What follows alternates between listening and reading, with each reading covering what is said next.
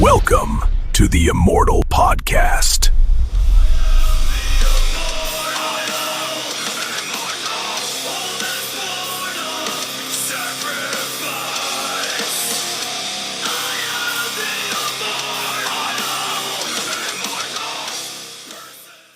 All right, fellas, this is the Immortal Cast episode 1 with my boy Roddy over here. What's up, Roddy? Hey, buddy. How you doing, man? All right, this is episode 1, so we're just going to get straight into it, man. Episode's going to be sponsored by me and Roddy's company, the creatine, VitaFuel. So the whole podcast is going to be a little bit about business, life, MMA, fighting, girls. I don't know what else, man. Music, like whatever we feel, man. So, health, nutrition. We're gonna talk a lot about health and nutrition, I think, right? Yeah. Because that's something we're both very passionate about. But I'll start with we'll talk about Roddy a little bit, right? Because he's my co-host. So, let's get right into it, man. What's your story, Roddy? Tell us about you, man. Tell the people about you. I know about you, but you tell the people. Well, like you, man, I'm an Ohio boy, man. Born and raised in Worthington, Ohio, and I moved out to Dallas. Oh, it's been almost 20 years now, man. So I'm in Dallas, Texas now. So we do remote podcasts. Matt's in Ohio. I'm in Texas. Matt will actually be in studio next month. So he'll be in the studio next month. So we'll be able to do. And I go back to Ohio, back and forth. My background is video production. Like Matt, I'm an entrepreneur, so I've got a couple side gigs going on. We always got side gigs going on, don't we? You got to have a side gig, man. Got to have a side gig. Well, you've got a cool side gig, though. Like your side gigs are like the gym, the MMA gym. That thing's awesome. I mean, I got to train with you. That's actually how we met. Was at your gym when I was in Ohio. Mm-hmm. Met through a mutual friend. Yeah, it's cool because you're a brown belt, right? I'm a brown belt in jiu-jitsu. Yeah. How long you been a brown belt? Like 3 years now. I've been a brown belt. Yeah. Nice. 3 nice, years, nice. man. Yeah. And I've trained at your place. I was out in Ohio for like a month. So you had some intense guys there. I mean, really intense guys, some really good guys too. So if you're not, I was just at a Jiu-Jitsu World League with my daughter over the weekend. She shout out to Annabella. She got bronze in gi and silver in no gi. So I mean, but I was watching these kids. My daughter's 11, and man, they are assassins. They're assassins. It's a different world now, dude. I'm like, she's 11. I mean, my kid's good, man. I mean, I show her, she gets some secret tricks from me, but like, for the most part, at the school, she just pays attention. And watching all the kids, there was hundreds of kids that competed at this thing. Mm-hmm. And I'm telling you, bro, like, I mean, I know that you see it too, but I was just like so impressed. I'm coaching her on the mat against these other assassins. And I'm like, oh my God, these kids are so good. It's amazing. And what's wild is now you're seeing some kids, which we've seen it in other sports for a long time, but we're seeing kids being homeschooled now. Oh, yeah. And then all they're doing is training jiu-jitsu. Oh, yeah. That was big in Houston. In Houston, we were at the Jiu-Jitsu World League in Houston in November. So she did that as well. And most of those kids, I was talking to some of the schools from Houston, and they all homeschool their kids, man. And that's all they do. And you can tell. You can tell, man. You're just like, yeah, your kid's a ninja. Great.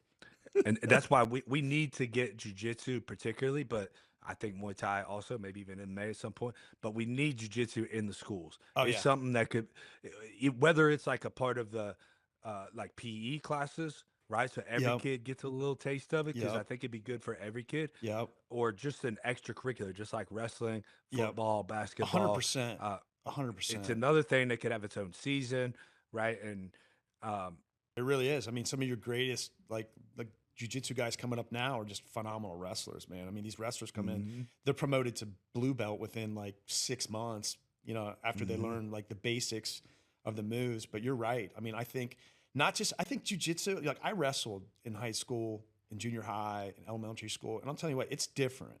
I think it's different in terms of like the discipline of it. Like when I started my kid, she was about 4 years old. And I told her when we would go in there, hey, I just want you to listen and pay attention. If you pick up some jiu-jitsu on the way, that's cool. But she would be the best kid. I mean, like just looking and listening and watching. And I think that discipline to your point, it's needed in the school system like Yeah. that. Something like that It's is needed in needed. the school system, man. And kids talk about bullying and stuff these days. And, Yep. uh, which, I mean, they talked about it when I was a kid too, but every kid when I was a kid bullied. Oh yeah. It was just like part of the game, man. It was like when you're a freshman, like you get bullied. Oh By the yeah. time you're a senior, you're doing the bullying. Yeah. It was like it was just part of the game, you know. So like I was bullied, like my friends were bullied, Oh yeah. and then Yeah. we did some bullying. Is that But what I led you grew up. into MMA? I mean, did you know when you were, like a younger that like Well, we didn't even know MMA existed when I was in high school. You know what I'm saying? Ohio small towns are a lot different, man. It's like a Friday Yeah. night was MMA at the We're meeting behind fucking the grocery store on the bike path, and we're fighting at 5 o'clock. for real. I mean, it was legitimately every week, and to sit there in school all day and have to deal with the nerves and knowing like who's going to show up, and all your friends are talking about it, Oh yeah. and then The title you, was you on got the to walk. line. Yeah, and like when you're walking there, I mean that's like your walkout. You know what I mean? You're walking through the tunnel, Oh, yeah. and like you got to get prepared. You got a little game plan Oh going on yeah, in down your the head. hallways. Even if it's in the school, you're walking down the hallway being like, hey, am I gonna get suspended or expelled for this one? Yeah, exactly. And like you're gonna see your opponent again during the day, and kind of give him the eyeball or Oh whatever. yeah, dude. And if it's the guy that holds the belt in school, the tough guy, if he's the guy that holds the title and you take it from Yeah, him, I mean, there's a lot on the line there for him. You absolutely. really got nothing to lose. It's the guy that, and then once you get the title, then there's a lot of responsibility. now Yeah, you're and now you're defending it, your school's honor. yeah, because you're trying to get the girls. You know what I mean? That's all we cared about, man. Like I want to win this fight so that everybody thinks I'm the baddest dude. And girls want to go prom with me, and I didn't go to prom, so you can imagine I didn't win all the fights. You know what I mean? I didn't go either, Unfortunately, dude. I was kicked out of school my senior year, so I didn't go either. well, that was my senior year was around the time when I guess it was my sophomore year when I first started dabbling in drugs and alcohol. But by the time I was a senior, I mean, it was all in. I mean, we were tripping balls during school, Oh which in God, retrospect, I'm like, how the fuck did these teachers not like? We'd walk they in knew. reeking a pot, tripping They balls. dude, they knew.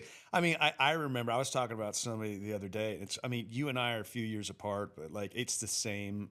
I would walk in red eyed, smelling like overload of Polo cologne, and then just crash on the desk within 10 minutes.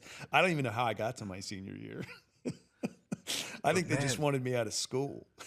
but it's one thing to be stoned and like you're in school bored and just sleeping. We'd even have a couple of drinks sometimes in the morning, but like I remember sometimes like bro, we tripped balls in school. And that's a different like I don't know about like Well, unless like what like you're talking about like LSD or shrooms. no fucking acid, Yeah, bro. acid was I like don't like I don't know what popular. kind of. I mean, we call it LSD, but Yeah. we don't know what the fuck was in there, Oh, bro. dude. Isn't that It's crazy? like white blotter, man. You don't know what the fuck they You blotted on just that put it on your shit, man. tongue Yeah, you put that shit on your tongue and go, man. and drink. And You like, could drink like a sailor. Like you could drink like you just drink all night long on that stuff. but I can't imagine being a teacher and this kid sitting there with his eyes wide the fuck open, pupils Oh dilated all the God. way, I can't believe you and did being it in like, school, dude. I wouldn't have been able to handle it in school. Like I could smoke weed and hang well, in to be school. fair, I went to a vocational school, Okay. junior senior year, so we only had classes for like we only had like two classes, right? And then actual sit down classes. So we'd usually pop a little hit of blotter, during first class, and then by second class it starts kicking in, and then by the time you get to your class where you're doing lab, where you have a lot more freedom, then it starts really fucking kicking in. Oh yeah. And then it's a whole new different world. What kind of did you have like for the vocational? Did you have to have a job? We had to have a job like to be No, in no, that. because a lot of kids did, but I mean, I did have a job because I worked for my dad. He was a machinist, and I was doing machine work all the time. Oh my God, how are But you doing that? Like when you're tripping, like you bro, want to do that? I'd be tripping balls doing that So you shit, have any man. I have fingers? no clue. I have no clue because I'd have to read like micrometers and dial calipers and Oh my be God. fucking uber accurate with it and shit. Um, but no, I was actually going to a program for engineering. Um, and what it was a college course actually for engineering. So we got college credits for what we were doing, and then I personally earned a scholarship at the end of it because we did this little project and the winner got a scholarship. I had a full Sweet. ride scholarship for Wow. engineering. Wow. Wow. Yeah, like we did this badass project, man. We made little guitar picks. Look at the big brain on Matt. Bro, I was a prodigal child, man. Like it's kind of an interesting thing because that was why I part of the reason why I got into drugs and alcohol and partying so much. I think it was like I was bored at school. It was so easy for me, Yeah. Yeah. Well, right? It was just you're cut I from was bored. you're cut from like smarts. Your brother, in one of your brothers an attorney and the other one's like Yeah. he's a like a really good editor. Well, my one brother's a motion graphics artist. Okay. Okay. Yeah, Yeah. yeah, and then my other brother's a lawyer. Yeah, Yeah. So, so I mean, a lot of that's my little brother who's an artist. I mean, he was genetically born with a gift of art, right? yeah. So, Yeah. and then me and my older brother, it's just a lot of work ethic. You know what I mean? Well, you play the guitar too, man. So, I mean, that's art. Yeah, I mean, that's, yeah, as you can see in the background. Yeah. But I believe it. I also believe like pretty strongly in that too, man. I think everybody should have a creative outlet. Yeah. And something like music, in my opinion, it's got so much carryover to martial arts. The discipline, Yeah. the work ethic, the repetitions, man, the repetitions, and that's the same in everything you do, right? With the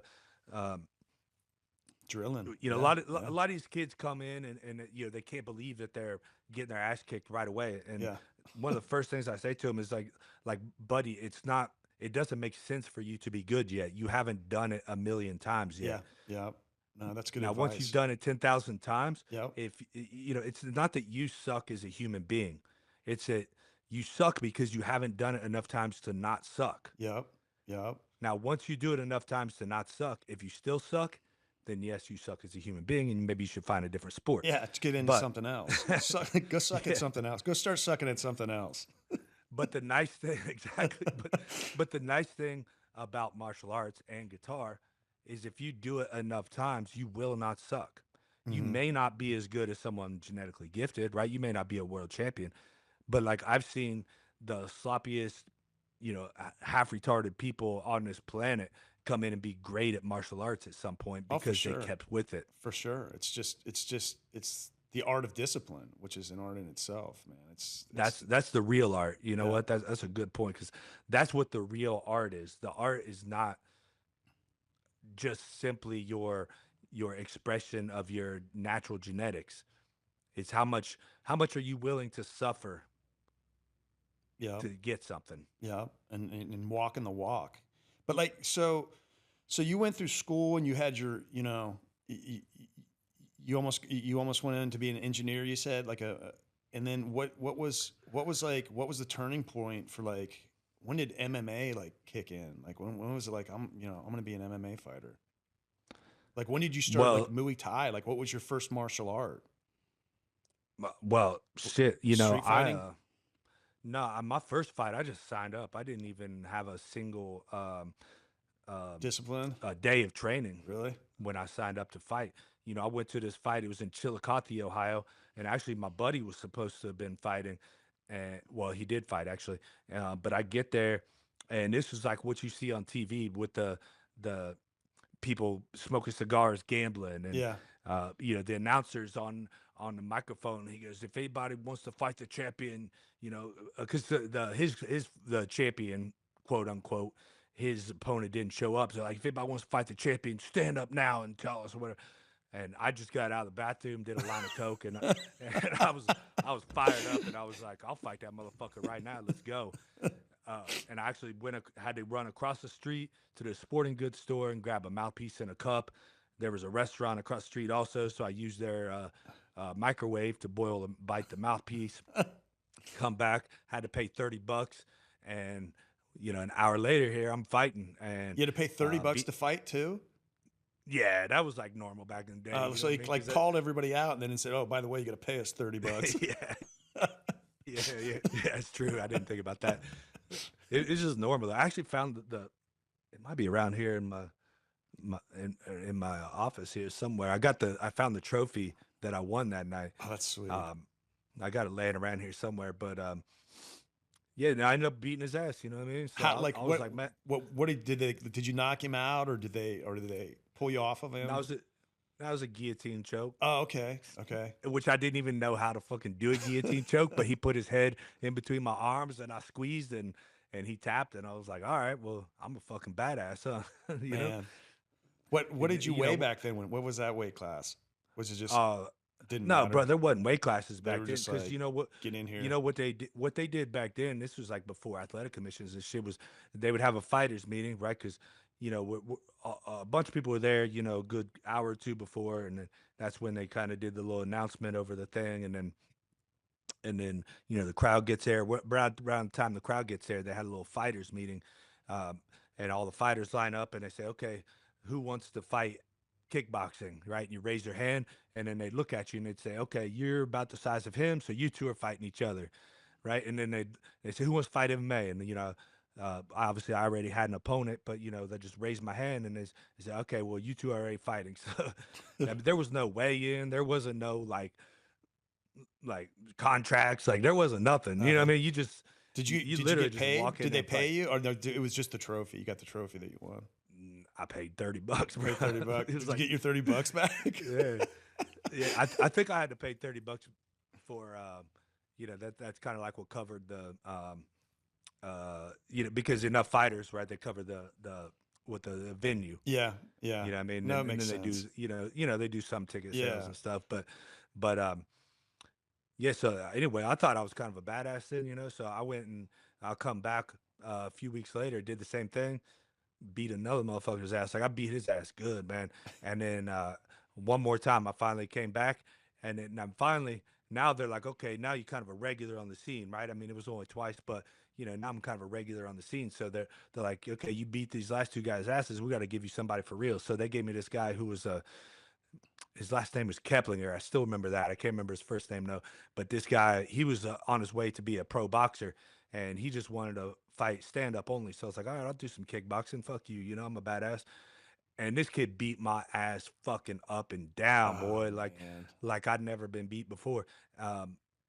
But you know what? He didn't knock me out though. So after the fight, I'm sitting there talking to him, and he goes, and at this point, I didn't mention this is when I thought cocaine was my superpower, right? So you know what I mean? You're like, So man, like I right need to do before, an 8 ball.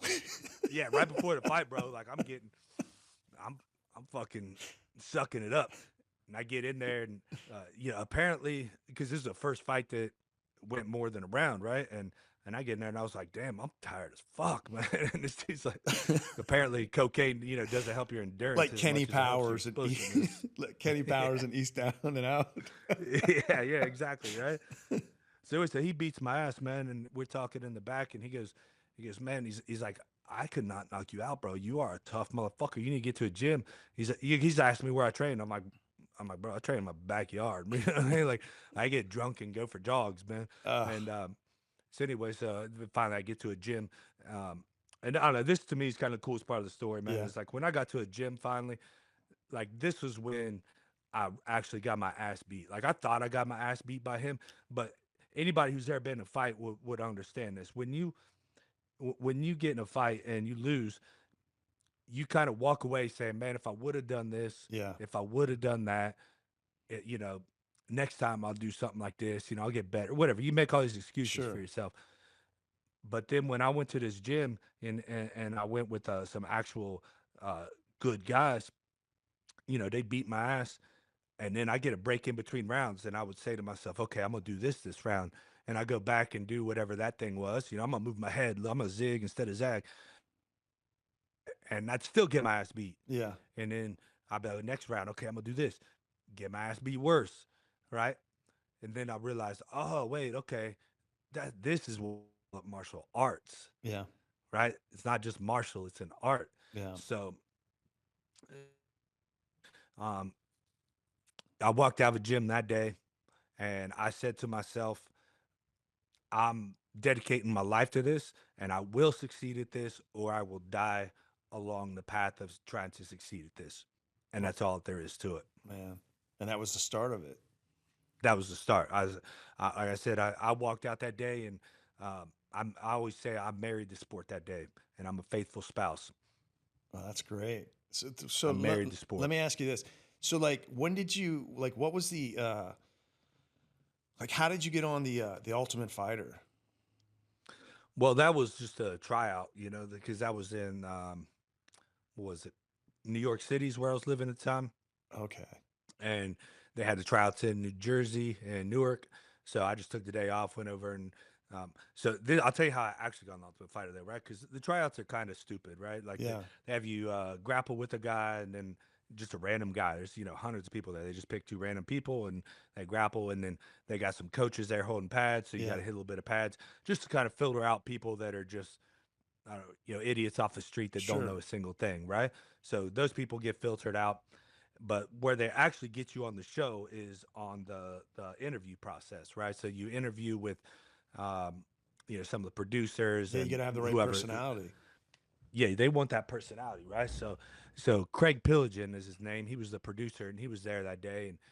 And what they try to do is they try to get under your skin and see how you're going to react, Yeah. right? So he was kind of talking shit to me, and he goes, you look like one of those guys that's going to leave because you're going to be missing your girlfriend or some shit, right? And he said that to me, and I looked him right in the eyes, and I said, look, you get me on this show, you can fuck my girlfriend. I'll bring her straight to your office, and you can fuck her right in front of me. Just get me on the show, bro. And he told me later on after the show had happened, he said that was the line that got you on the show. Did you show him a Because picture?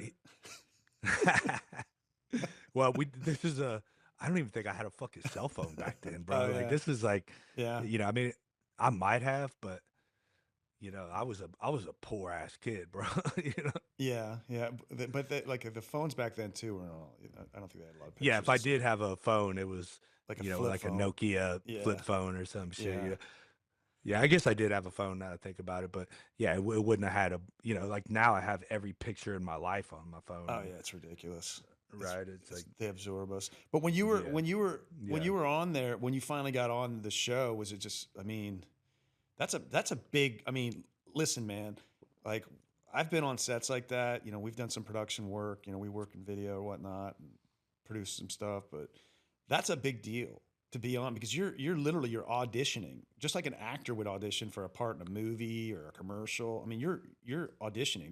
They don't like it's almost like honestly they'll look at you and say, okay, this kid's got some fighting talent, but you still have to have the personality, like because they want Yeah. like Yeah, you well, what they do for the Ultimate Fighters, they'll get a little bit of each, right? They'll yeah get a couple guys that are with the personality. They'll get a couple guys that they know are really, really good and fighters, and they'll get a boring. couple Yeah, guys yeah, that they know are alcoholics, right? Because yeah. they're like, we We want need some drunk shenanigans. some fights in the house. Did Yeah, they yeah. push So that? they, Did they push that drama on you guys? I mean, we watch. I mean, listen, man. I'm like, I have guilty pleasures, and I watch some of that reality stuff, dude. I'm just like, I tell my wife after that, I'm like, God, I'm such a fucking retard, man. Why am I watching this stuff? And I'll dip out on it because it's so produced. You know what I mean? yeah, yeah, yeah. It's so produced. So You know what's interesting is like the Ultimate Fighter, they don't push it on you, but they it's kind of expected at the same time, right? Like there's no way you're not going to like, especially these guys. It's 6 weeks long that you're in this house with yeah, 16 other yeah, dudes, right? And you lose once you lose once, like you're off, like you're out of the competition, yeah, right? So these guys that lose in the first couple weeks, again, they make sure they're bringing in the right types, right? They sure, know, oh, this guy can't fight very well. He'll probably lose in the first week, but he's got to stay for the whole season now. yeah, He's got 5 weeks to go, yeah, and when they call us, they'll give you any food that you want. But when we would call for, say, rage free or cage free eggs, right? yeah, It might take them 2, 3, 4 hours to bring us some cage free eggs, right? yeah, So I'd have called the night before and be like, okay, I want some cage free eggs in the morning. Okay, we got you, man, no problem. But if I call for a bottle of Jack Daniels, that motherfucker's there in 30 seconds. oh yeah, Like dude. they're out in the studio in the garage with a fucking liquor cabinet ready to go. Oh yeah, I'm surprised. You know, that's funny. Well, it's not funny, but I'm surprised. Like in an environment like that, that would be, you know, like the alcohol that would even be a thing. I mean, like when you watch like those other reality shows and they walk in, I mean, the first thing you see it's drinks everywhere. They want to get everybody, you know, there's a Yeah. reason everybody loose. They want everybody to be loose, Mhm. talking and ready to roll. But like that in that kind of house, man, you've already got a ton of testosterone going with and then the guys are young. You guys are all young guys. And then like you're fighters, you're like the littlest Mm-hmm. thing with certain people. Like some of people can control it. You've got those certain fighters that they can control themselves a bit. But like for the most We part, get they, a lot of guys are there for different reasons. yeah, yeah, Like there are guys that are there just to be on TV. sure. Yeah, Right, and those are the ones they want to take advantage of and exploit, right? yeah, And then there's the other guys who, and also don't forget, like fighters are extreme motherfuckers, like, and no matter what they do. yeah, yeah. So you give them a little bit of alcohol.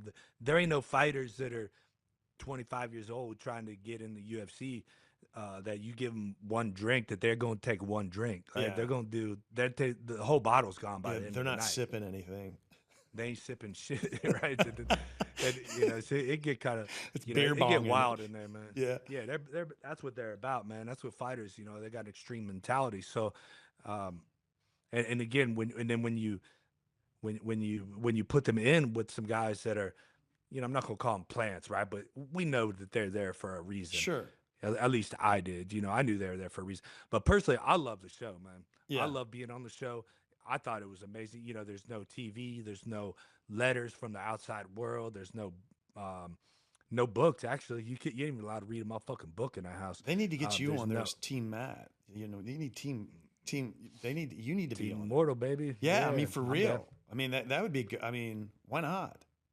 That'd be awesome. Well, we have to. Yeah, Whoever's like I watching. said, I loved it, man. Because to me, this was the ultimate training camp. Like literally, all you have to do is train twice a day. Like that's it, man. They put you in with we had a great camp. I was on Forest team. We had a great team with us.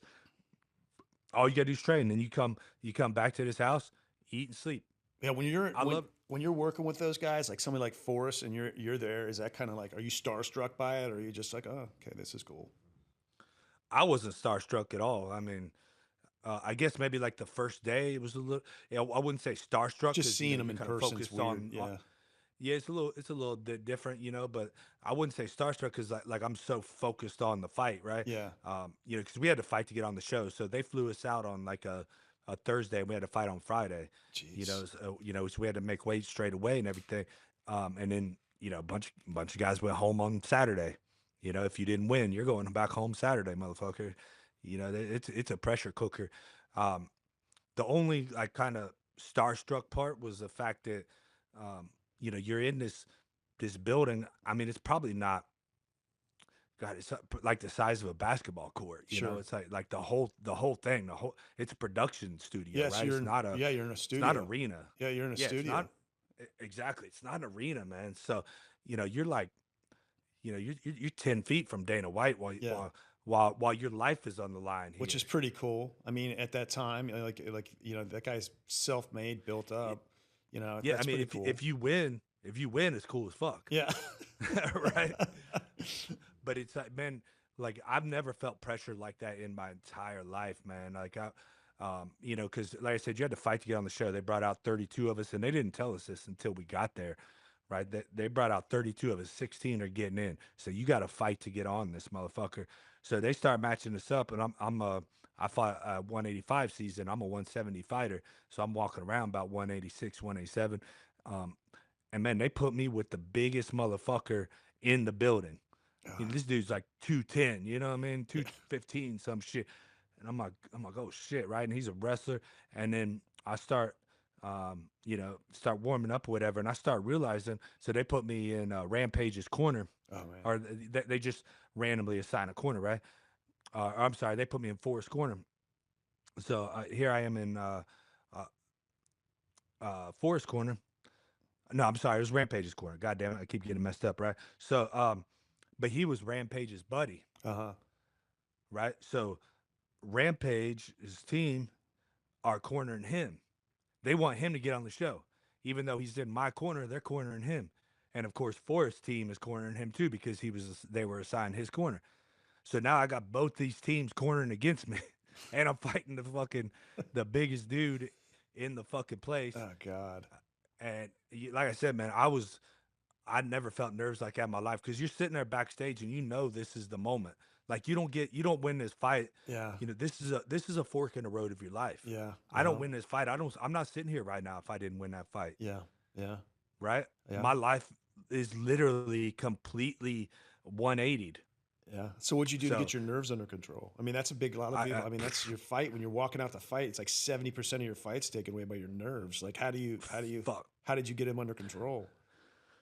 I mean, at that point in my life, it's not like I had a fucking routine or a fucking a thought process behind it. You didn't do I was the like, box breathing.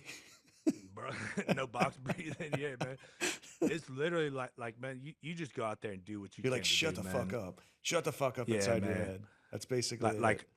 like all I knew was, again, I dedicated my life to this shit, and I was willing to die for it, man. Yeah. That's all I knew. You went in as So a warrior. Yeah. yeah. So I don't give a fuck, man. And I think also naturally, um, you know, something I was taught later through sports psychologists and stuff, but just having that gratitude, man. Yeah. I did it kind of naturally where, you know, I would just forget about the fact that, that, you know, I might go die here in a few minutes, right? About to go Sure. fight this big Yeah, monster for and real. everything. For real. So in my head, what I'm saying is, man, I'm just gracious to be here, man. Like, Yep. win or lose, like I'm gonna be on national TV. I'm gonna have some fun, man. Yep. And you know, this is great, man. And I get to, you know, it's one of those things like you don't have to do this shit, but you get to do it. Yeah. And I tell my fighters and all my athletes that to this day, man. Like enjoy those nerves, embrace that shit, Yep. bro. That's what you do this shit for, man. You know, you need to suck that shit up and you're love right. it. You're right. You're 100% right. You know, and let me just go back to my kid when she was on the mat the other day, because she was telling me, before she was walking onto the mat, because my nerves.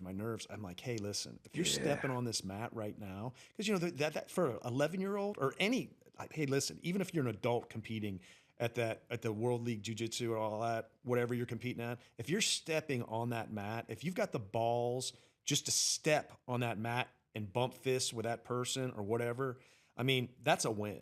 That's a win. I mean, you're a different human being. You're a different human being, because a lot of people, they can't do that. I mean, so the fact that you were standing there getting ready to and the other pressure with you is now you have cameras on you, you know, and then like, dude, that's a fucking trip, bro. and First the world's time, gonna see it. So you're like, fuck, man, Yeah. am I gonna get beat up in front of everybody? It's like I'd fought on promotions before where they had cameras, you know, and it was like live streamed or Yeah. you know whatever kind of Sure. shit they did back then, recorded. But this one, you know, in the Ultimate Fighter, there's a fucking camera everywhere, and them Yep. motherfuckers are right in your face, not showing you no respect. Yep. Right? They're 5 feet from you. Your pointing that audio, camera all right that. at you. And you're Yep. like, yeah, you're just looking at that motherfucker like what the fuck you doing, bro? Like stand back, you know? Give me some breathing room. Like, Yeah. leave me alone, man. But that's right, man. You know, look, when someone overcomes those nerves, Yeah. especially a kid, Yep. that builds something that cannot be taught. Yep. You cannot teach your kid to overcome things like that. Yep.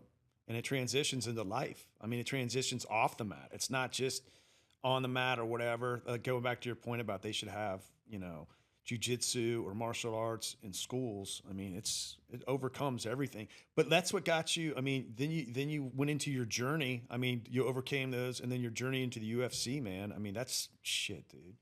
What was it like to have to retire after that? Man, I mean, how many years were you in the UFC? What's up, everybody? It's Roddy from the Immortal podcast with UFC legend and knockout artist Matt Brown. Quick plug for our official sponsor, VitaFuel. They just dropped their new creatine. Builds muscle, ramps up strength, and sharpens mental focus. Works great for guys, girls, young or old. It's never too early or too late to get after a fitness routine. Head to VitaFuel.com. Use Immortal10 for 10% off your first order. VitaFuel, VitaPhuel.com, and hit subscribe on the Immortal podcast. New episodes every week. I was contracted 16 years, and God, man, yeah, that's a Yeah. long time. And then when you yeah, and you retired, was it last year or the year before? Was it 2024? 23, 24. Yeah, Fuck, man. I don't know, man. But like You know, now, life's being, so busy, man. Doing Yeah. all this other shit, I can't remember, bro. It's but all like blur. when you like hanging your hat up on your own terms. I mean, you did basically, right? You said, "Okay, I'm out," you know, And Yeah, and, you and know, well, exactly what we were talking about with those nerves, man. You know, the reason that I retired was, I didn't feel those nerves anymore. It was the first time in my life when I got the email from the UFC. We want you to fight this guy. The first time that I read that, and my heart rate didn't go up. you're just like, all right. Literally the only thing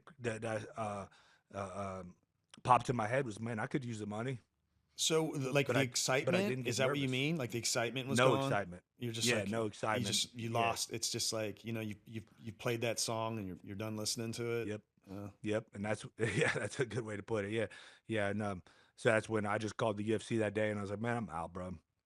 I can't do this shit, man. Like I'm not gonna go fight for money because that's one thing I promised myself when I was young is I'll never fight for money. yeah. It's gonna be for love or for nothing, Well, I mean, man. you could And see your fights were passionate too, though. I mean, you were. yeah, I yeah. mean, they were Well, passionate. and I think I got a halfway intelligent brain, Yeah. And look, the fact is, fighting ain't nothing to do for money, man. Yeah. I mean, if you're a boxer, like, I get like Anthony Joshua going and fighting Jake Paul for money, right? He's gonna Yeah. make $100 million fucking Sure. dollars, right? Yeah. You're talking. I'm talking a few hundred K. You know what I mean? Yeah. One of the things that's crossed my mind in the past, like, dude, if I got in the UFC when I was 28, right? If I had started at 28 at McDonald's as a cashier, Yeah. and I sacrificed the time, the energy, the holidays, the birthdays, the all this time and energy, and put it into McDonald's, I'd be the fucking CEO right now, making $1 million a year. Yeah. Yeah. It's But great. instead, I was 16 years later in the UFC, making 300-400K. Yeah. Yeah. There's other ways to make 300-400K where you can go on vacation every year, Oh yeah. where you can fucking not miss a single kid's birthday. I know, but the thing about that is too, man, is it's you're fighting like it's hard to be passionate about French fries. You know? Sure, yeah, but my point is that's why I said I'm never gonna fight for money. Yeah. Yeah. Yeah. You know what I mean? If there's better ways to Yeah. make money, Yeah, absolutely. 100%. there's not. For me personally, which is different for everyone, but there's nothing I'm more passionate about than martial arts in my life. Like I said, I married it many years ago. Yeah. But for simply making money, it is probably one of the worst paths that you can take, to be honest. Well, I mean, you obviously, I mean, you like, it's your passion, because even after the UFC, I mean, you own your gyms. I mean, you coach fighters, like you've got fighters. I mean, it's still there. It'll always be there. I think I think once a fighter, always a fighter. That it's in you. It's in you somehow. Business, whatever you do, you just fight for everything. It's not just the word, but you've taken it to the extreme. I mean, I've got to hang out with you for a while, and I've seen it in some of the stuff. We had talked about, we were doing some stuff, and we talked about your real estate, and you got into real estate as well, right? Like after the Yeah, I've dabbled in real estate, man. dabbled in it. You were flipping houses, and I saw some of the ones that you flipped, which were, you did they were nice. They were nice. The before and afters.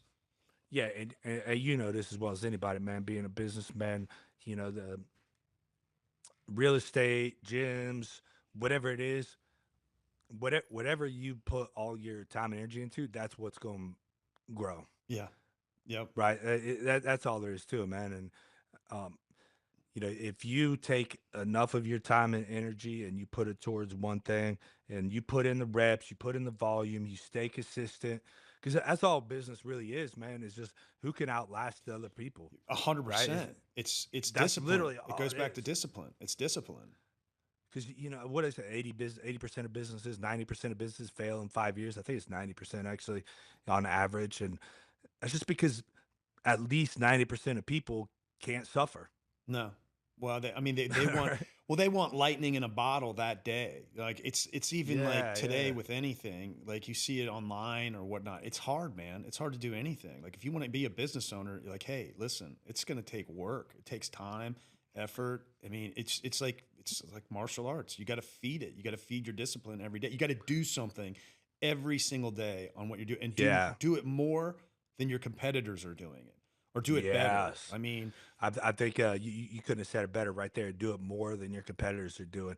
And people, I think, don't understand or realize in any significant journey that you want to take, they do not understand the amount of volume that it's going to require, yeah, the amount of, again, the amount of pain and suffering that you're going to have to go through, the amount of volume.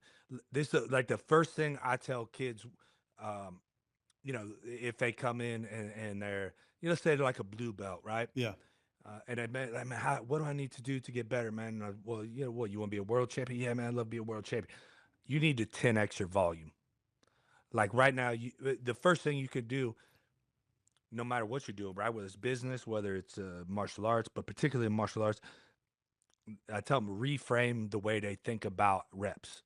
Right? Everybody talks about doing 10 reps, 20 yeah, reps. yeah, I said start at hundreds. Like you're counting in yeah, tens, motherfucker. yeah, You got to start counting in hundreds. yeah, yeah, for real. You start talking about, I'm doing this for 5 minutes. I'm doing this for 6 minutes. Stop thinking in minutes. Start thinking in hours. No, and you're You right. got that. You're You got right. at least 10x that fucking volume. 10x it, and that's what happens in business too. Like after your first year, you're like, okay, what am I going to do now? Oh, you got like it's 10x that business. But that's right. It's discipline, man, and it's Well, and hardcore. that business 10x only comes from you putting in 10x more. And That's what they fuck up. They think that everything's just gonna happen. It was interesting. I watched this thing about Mr. Beast, man. Um, and they were talking about how he sets up production for his videos, right? And they look like he just shoots the video, oh right? He yeah, looks like yeah, he's just randomly doing it. And this motherfucker does weeks of research, oh yeah. hours and hours and hours to do these like 2-minute videos. And then incredible, and that he's worth like $1 billion. Yeah. Like it's not by accident though. No, It's not by accident, it's man. obsession. He's obsessed. Yeah. He's obsessed with it. He wants to be the best at it, and I think too, like I know what you're talking about with that guy too. It was like his videos he was talking about, like what you're talking about, but he was making all this money, but he kept dumping his money back into his business. Yeah. He kept dumping Yeah. it back in. And that's what happens with a lot of these business owners too. They Yeah. make a little bit of money and then they did like, hey man, you got to reinvest. My wife and I, we own a business here in Dallas that we started together, like 9 years ago. But it was, blood, sweat, suffering, like staying in an apartment, like when we could have bought a house and saying, okay, let's do one more year. We're in this little apartment for 5 years, raised our kids. She was born in that one till she was 5. And, we wanted the house. And I just kept saying, hey, just let's hold on. And, I've got, my wife's she's a trooper. She's awesome. So she's like, let's do it. Let's just keep doing it. And she kept putting the grind in. Because she's the one that was doing the work on it. I would market it, but she put the grind in, man. She did it, and now it's one of the largest in DFW, and that comes to Nice. That's from like what we're talking about. That's the suffering. That's the suffering, man. That's the suffering, and just passing up on stuff, and just saying, okay, we can get that later. We'll do that later. And the benefits even now, but still, man, we still have to do that. There's like we're not out of it. We got to keep it now. We got to stay ahead. It's even harder now. Because that's exactly what I'm talking about, man. Is like people don't understand the suffering that you need to go through to succeed. I see it all the time in fighters, man, and I use fighting just as an analogy a lot because it's something I relate to, and I think other people can relate to it. But Sure. the amount of suffering that you go through in the training camp determines the outcome of the fight. Oh yeah, oh yeah. And it's no different in business, right? The amount of suffering that you go through in building and reinvesting and dealing with and you get knocked down. Pain. But you get knocked down. Like you get knocked down in your not every business is a home run. Not every business decision is a home run. Sometimes in your business and in your real estate, like like real estate, like sometimes you get paired with the wrong people. And they fuck you. If somebody that thinks like you're like they're your buddy. Yeah, which we could definitely go in on that, right? Yeah. Yeah. I mean, yeah. You've gone. Yeah, we don't have to get too deep into that. We just tell the people like, I got fucked hard this year on a real estate deal. And that's part of the game. And one of the funny things everybody thinks like I would never get fucked, right? Because they're like, they're all like, oh, well, you're Matt Brown, you just kick his ass. I'm like, bro, like what am I gonna do? Like, Yeah. Like, I'm not going to give up on the game. And if I go beat his ass and put myself in jail, that's giving up on the game. Yeah. Yeah. Well, I mean, it's playing his game too. You could he could worm in or whatever on that, but like those are lessons learned in business. If that happens, if you're in that and you get spanked by, somebody pulls a rug out, I mean, you've got it. It's one bad apple. You've just got to get around and learn your lesson from it. Don't let it happen again. Learn a lesson, man. Learn a lesson. Again, I'll say it a million times, man. You win or you learn. Yeah. You win or you learn. Same in fighting. You win or you learn. And I learned a shit ton from that. And now it's going to make me stronger next time. Yeah. Now I'm going to be better. Yeah. And now, yeah. I'm gonna fuck up the next one. You know what I mean? Good, in a good way, right? Like I'm gonna kill it, bro. So, well, that's because of that, though, yeah. right? And exactly what had happened, and we've talked about this personally, right? Is that I just got comfortable, Yeah. right? Yeah. That's why he fucked me. I got comfortable.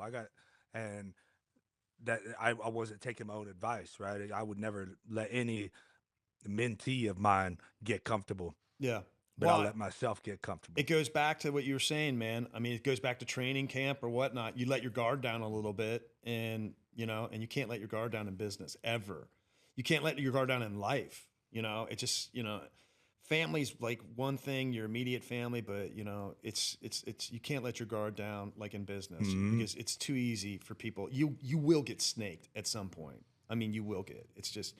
That's the way it is. And if I could give advice to anyone, yeah, it's just like fighting, right? You're gonna lose a fight, bro. Yeah. You put yourself out there enough, often enough, you will lose. Every single person does. Yeah. And people want to talk about the first thing people say when I say it is like John Jones or Habib. Okay, well look, Habib retired. Yep. And John Jones stopped fighting the fucking best guys in the world. Yeah. Yeah.